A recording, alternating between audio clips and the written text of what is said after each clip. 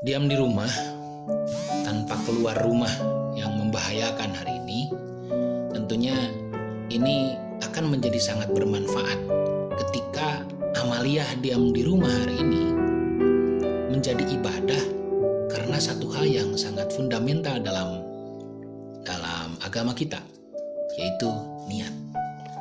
Inilah yang membedakan diam di rumah yang bermakna dan diam di rumah yang tanpa ada makna. Jadi niat yang baik yang menjadikan kualitas diamnya kita di dalam rumah menjadi istimewa. Jadi ini kalau kata Ibnu Daqiqil Id di dalam Syarah Arba'in dikatakan bahwa ada yang membedakan antara adat dengan syariat, ada yang membedakan antara kebiasaan dengan hukum agama. Jadi kita bisa membedakan, pekerjaannya bisa sama, tapi nilainya di hadapan Allah bisa jadi akan berbeda. Seperti halnya orang yang diam di masjid. Diam di masjid, ada yang membedakan antara istirahat dengan i'tikaf. Apa yang membedakan niat? Sama kan, diam di dalam masjid. Mungkin duduknya sama, akan tapi menjadi berbeda maknanya. Maka hari ini kita sebagai muslim dalam kondisi seperti ini, diam di rumah jangan sampai tidak bermakna dan tidak bermanfaat. Oleh karena itu, hal yang pertama yang harus diprioritaskan oleh kita adalah niat. Innamal a'malu binniyat. Sungguh berbagai macam amal itu tergantung dengan niatnya. Wa innamal likulli imri'in ma nawa. Seseorang itu bergantung pada niatnya. Jadi niatlah yang menjadi prioritas. Seringkali kita mendengar atau mengungkapkan bahwa ini perbuatan atau pekerjaan duniawi, ini pekerjaan ukhrawi. Jangan salah, ketika dikatakan pekerjaan duniawi bisa jadi menjadi perbuatan akhirat yang dianggap ibadah oleh Allah. Bisa jadi perbuatan yang kelihatannya ibadah, sifatnya ukhrawi, tapi dinilainya hanya sekedar di dunia, tidak dinilai oleh Allah di alam akhirat. Satu riwayat dikatakan dari baginda Rasulullah Shallallahu Alaihi Wasallam. Ini dinukil dari kitab Ta'limul Muta'allim bahwa kam min amalin yatasawwaru bi surati a'malid dunya wa yasiru bi husnin niyati min a'malil akhirah. Wa kam min amalin yatasawwaru bi surati a'malil akhirah thumma yasiru min a'malid dunya bisu'in niyati. Banyak di antara amal yang tergambar sebagai bentuknya itu bentuk amalan dunia, tapi karena bagusnya niat menjadi amalan akhirat. Dan tidak sedikit, banyak amalan akhirat gambarannya gambaran amalan akhirat, akan tetapi menjadi amalan dunia hanya karena jeleknya niat. Nah ini amalan dunia ya, ketika kita ini aktivitas di rumah, mungkin bisa jadi kita tidur, bisa jadi kita tidak melaksanakan ibadah mahdoh seperti halnya biasa, hanya sekedar aktivitas-aktivitas untuk menjaga keluarga, menjaga rumah kita. Nah, sekedar itu pun kalau diniatkan dengan baik, maka itu menjadi ibadah. Apa yang harus kita niatkan? Tentunya banyak faktor, banyak hal yang harus kita niatkan agar menjadi amaliyah yang baik. Mana yang harus kita niatkan? Yang pertama, kita menjaga diri, menjaga jiwa, menjaga nyawa diri kita, nyawa keluarga kita, nyawa sesama manusia. Karena di dalam agama kita, menjaga nyawa, memelihara nyawa seseorang berarti memelihara nyawa seluruh kehidupan manusia. Dan mengorbankan satu nyawa berarti mengorbankan nyawa seluruh makhluk hidup atau manusia yang diciptakan oleh Allah. Artinya sangatlah penting menjaga jiwa manusia walaupun itu satu orang, walaupun cuma satu orang. Maka dalam agama ada hifdzuddin. Hifdzuddin itu menjaga hifdzun nafs, menjaga jiwa, menjaga nyawa. Nah, itu bagian daripada maqasidus syariah atau tujuan-tujuan di dalam hukum atau syariat agama Islam. Kemudian kita pun bisa meniatkan dalam hati kita ketika kita di dalam rumah menunggu situasi yang lebih baik untuk melaksanakan ibadah. Menunggu waktu yang terbaik untuk ibadah itu adalah ibadah. Ingat Ingat ya, ketika di dalam sholat ada intidharus sholah ba'da sholah, menunggu waktu sholat setelah sholat. Artinya menunggu waktu sholat, menunggu waktu ibadah, itu adalah ibadah. Jadi niatkan hari ini ketika kita di dalam rumah, kita menunggu satu kondisi yang baik, yang sesuai, yang bisa maslahat atau kondisi yang lebih baik. Kita menunggunya dengan niat yang baik. Niat menunggu itu menjadi satu hal yang menjadi ibadah bagi kita. Selanjutnya, ketika kita di dalam rumah, diam di dalam rumah, niat kita untuk mendekatkan diri kepada Allah Subhanahu wa Ta'ala.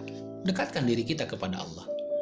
Bisa jadi kesunyian kita di dalam rumah kita, atau ketidaklancaran kita di dalam bersosial, kesendirian kita bukan secara hakikat, bukan secara hakiki. Sendiri itu jangan dimaknai sebagai kesepian. Orang yang sendiri belum tentu kesepian, tapi orang kesepian sudah pasti dia adalah sendiri. Maka jangan merasa sendiri, ada Allah bersama kita. Dekatkan diri kita kepada Allah.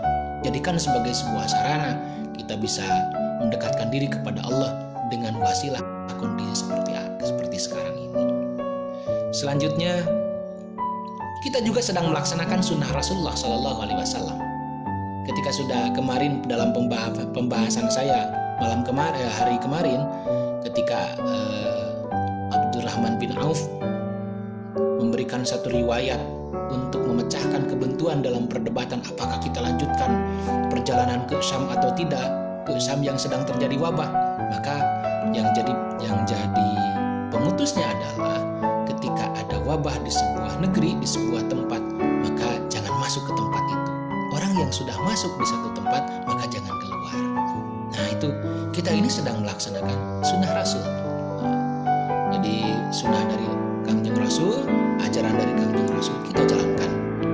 Yakinlah itu bagian daripada ajaran agama. Kalaulah kita terpaksa untuk keluar rumah, maka dengan hal-hal yang sangat penting, hal-hal yang sangat mendasar, dengan tetap menjaga kebersihan, menjaga segala hal agar keluarga kita tidak tertular, atau diri kita tidak tertular, atau orang tua kita tidak tertular. Dan artinya jangan sampai menjadikan satu sebab kemadaratan kepada orang lain, tentunya seperti itu. Para jamaah sekalian, niat apa lagi yang perlu ada di dalam hati kita ketika hari ini kita dianjurkan untuk diam di rumah, ketika kita mengikuti apa anjuran daripada pemerintah? Itu bagian daripada ketaatan kita, melengkapi ketaatan kita kepada Allah, ketaatan kita kepada para rasul, kepada Rasulullah. Dan sekarang waktunya kita untuk bersama-sama kompak untuk taat kepada ulil amri, kepada pemerintah. Hari ini bukan saatnya untuk berdebat. Hari ini bukan saatnya untuk mencaci maki. Hari ini bukan saatnya untuk memfitnah. Hari ini bukan saatnya untuk menghujat. Tapi saatnya kita bersama-sama bergotong royong, bekerja sama. Setidaknya kita melakukan satu hal yang istimewa, walaupun sekedar diam di rumah.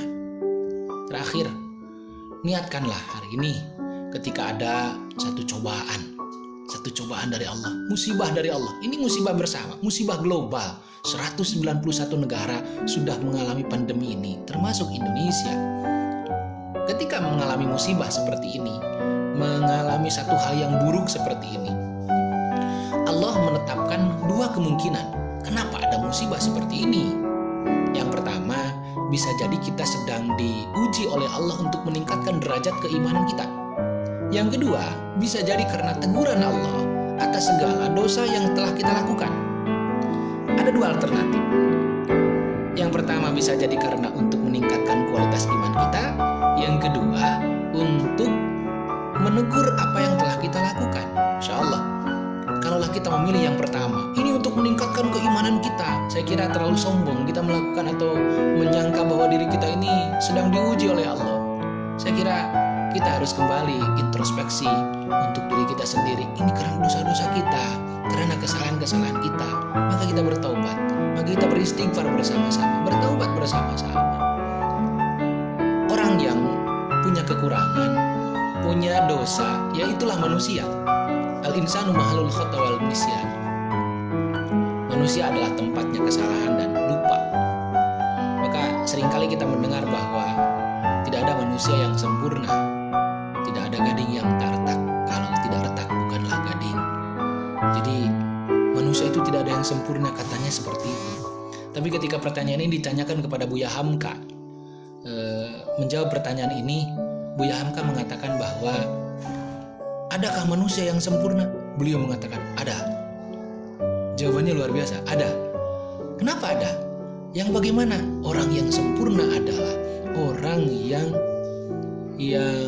bisa memperbaiki kekurangannya, bisa kembali daripada kesalahan-kesalahannya dan berikhtiar secara maksimal untuk menjadi sosok manusia yang sempurna. Karena kesempurnaan dan kemapanan adalah satu hal yang seringkali kita kejar. Walaupun kesempurnaan dan kemapanan itu tidak mungkin kita capai. Sampai akhir hayat, orang selalu ingin sesuatu yang ideal, selalu ingin yang sempurna, selalu ingin satu hal yang disebutkan dengan kemapanan. Walaupun itu tidak akan tercapai oleh kita semua, siapapun itu tidak akan tercapai.